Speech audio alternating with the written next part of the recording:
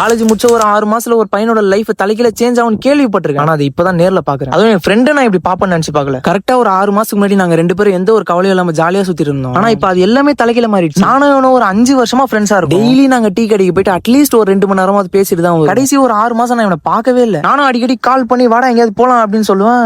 வேலை இருக்குடா அப்படின்னு சொல்லுவேன். சரியா அவனோட லைஃப் பாக்குறான் போல அப்படின்ட்டு நானும் கால் பண்றதை விட்டுட்டேன். நேத்து திடீர்னு 9 மணிக்கு போன் போட்டு டே டீ கடைக்கு போலாமாடா அப்படின்னு அவன் கேட்டான். இது என்னடா கேள்வி, வாடா போலாம் அப்படின்ட்டு நாங்க டீ கடைக்கு போற வழியில அவன் இந்த 6 மாசத்துல என்னென்ன கஷ்டப்பட்டேன்னு சொன்னா எனக்கு அவனுக்கு என்ன ஆறுதல் சொல்றதுன்னே தெரியலங்க. அதே 6 மந்த் பிஃபோர் எங்களுக்கு காலேஜ் பத்தி பிரச்சனை இல்ல, வேலையை பத்தி பிரச்சனை இல்ல, லவ் பத்தி பிரச்சனை இல்ல, லைஃப் பத்தியே பிரச்சனை இல்ல. நம்ம கூட எந்த ஒரு கவலையுமே இல்லாம சுத்தி இருந்த அந்த பையன் என்னோட மென்டல் ஹெல்த்தே சரியில்லடா அப்படின்னு சொல்லும் போது என் மனசு ஒரு மாதிரியாச்சு. எனக்கு அவனுக்கு ஹெல்ப் பண்ணணும் தான் தோணுது. ஆனா இன்னொரு சைடு என்கிட்டயே ஒன்னால நான் என்ன ஹெல்ப் பண்றது அப்படின்னு யோசிக்க என்னால முடிஞ்சது அவனை ஒரு 1/2 மணி நேரம் ஜாலியா சிரிக்க வச்சேன். அவ்வளவுதான். உங்க கூட கண்டிப்பா இந்த மாதிரி ஒரு க்ளோஸ் ஃப்ரெண்ட் இருந்திருப்பாங்க. ஏதோ ஒரு காரணத்துக்காக ஒரு பீரியட் ஆஃப் டைம்ல நம்ம கிட்ட அவங்க பேசுறது ஸ்டாப் பண்ணிருப்பாங்க. நம்ம என்ன நினைச்சிருப்போம், அவன் பெரிய புல்தி போல அவன் நம்ம கிட்ட பேச மாட்டான்டா அப்படின்னு நினைச்சு. ஆனா அவங்களுக்கு இந்த மாதிரி ஒரு காரணம் இருக்கும். அந்த ஃப்ரெண்ட் இந்த கமெண்ட்ல டேக் பண்ணிட்டு அவங்களை எவ்வளவு மிஸ் பண்றேன்னு சொல்லிட்டு போங்க. அப்படியே ஒரு ஃபாலோ பண்ணிக்கோங்க. மிக்க நன்றி. அடுத்த வீடியோல பார்க்கலாம்.